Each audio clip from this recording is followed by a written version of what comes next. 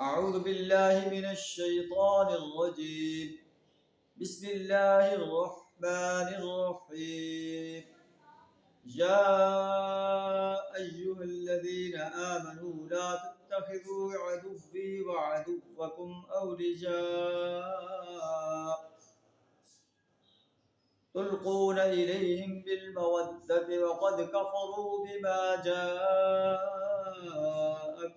من الحق يخرجون الرسول وإياكم أن تؤمنوا بالله ربكم إن كنتم خرجتم جهادا في سبيلي وابتغاء مرضاتي تسرون إليهم بالمودة وأنا أعلم بما أخفيتم وما أعلنتم ومن يفعله منكم فقد ضل سواء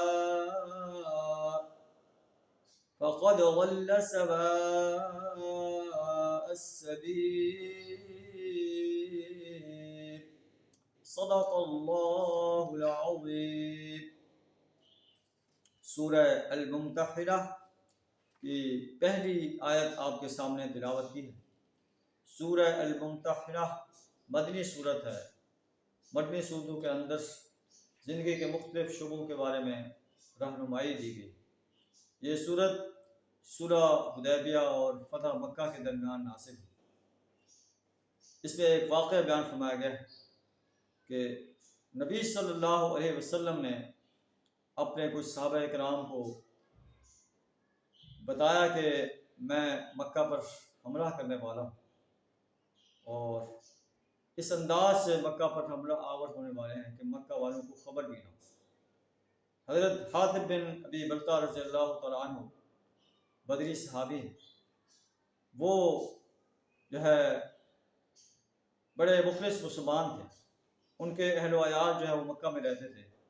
تو انہوں نے یہ اطلاع جو ہے ایک عورت کے ذریعے مکہ کے قریش کو، مکہ کے سرداروں کو ایک خط لے کر جو ہے بھجوائی. اس عورت کو کچھ نہ کچھ آپ نے رقم بھی دی کہ میرا یہ خط جو ہے فلاں سردار کو پہنچا دینا. آپ کی غرض یہ تھی کہ میرا یہ احسان ہوگا قریش کے سرداروں پر اور وہ میرے گھر والوں کی حفاظت کریں گے.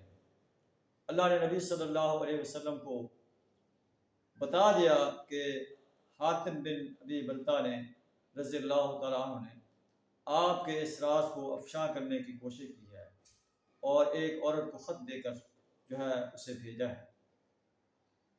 نبی صلی اللہ علیہ وسلم نے حضرت علی رضی اللہ تعالیٰ عنہ کی سربراہی میں دو اور صحابہ کو بھیجا اور فرمایا کہ روضہ خاک کے مقام پر ایک عورت ملے گی، اس کے پاس ایک خط ہے، وہ خط اس سے لے لینا. تو وہ پہنچے، اس نے انکار کیا. پھر حضرت علی رضی اللہ تعالیٰ عنہ اور آپ کے ساتھیوں نے کہا تمہیں ہمیں خط دے دو ورنہ ہم تمہیں برہنہ کر کے اس خط کو لے لیں گے. اس نے وہ خط اپنی چوٹی سے نکال کر جو ہے حضرت علی رضی اللہ تعالیٰ عنہ کے حوالے کیا. آپ لے آئے. آپ نے جو خط لکھا ہوا تھا اس میں نبی صلی اللہ علیہ وسلم کے اس راز کو افشا کیا گیا تھا. آپ نے حضرت حاتب بن ابی بلتہ رضی اللہ تعالیٰ عنہ کو بلوایا اور اس نے وہ ساری بات بتا دی.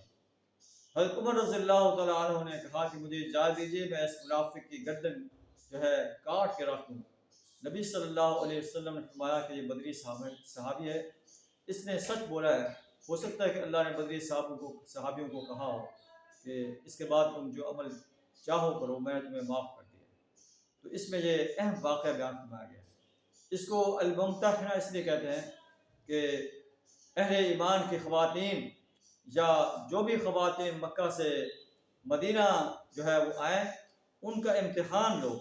اگر وہ سچی مومن ہیں تو انہیں جو ہے اپنے ہاں جو ہے وہ رکھ لو، اگر مومن نہیں ہے تو انہیں واپس لوٹا دو. تو یا ایھا الذین آمنوا اذا جاءکم المؤمنات مہاجرات فامتحنوہن.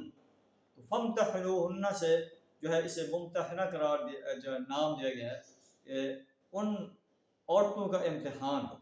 اللہ سے دعا راہ میں بھی پکا اور سچا مسلم بننے کی توفیق عطا فرمائے، اہل کفر سے دوستیاں کرنے سے اپنی پناہ عطا فرمائے، اہل کفر کو اپنے راز دینے، اسٹیٹ کے راز دینے سے اپنی پناہ عطا فرمائے۔ وآخر دعوانا ان الحمد للہ رب العالمین۔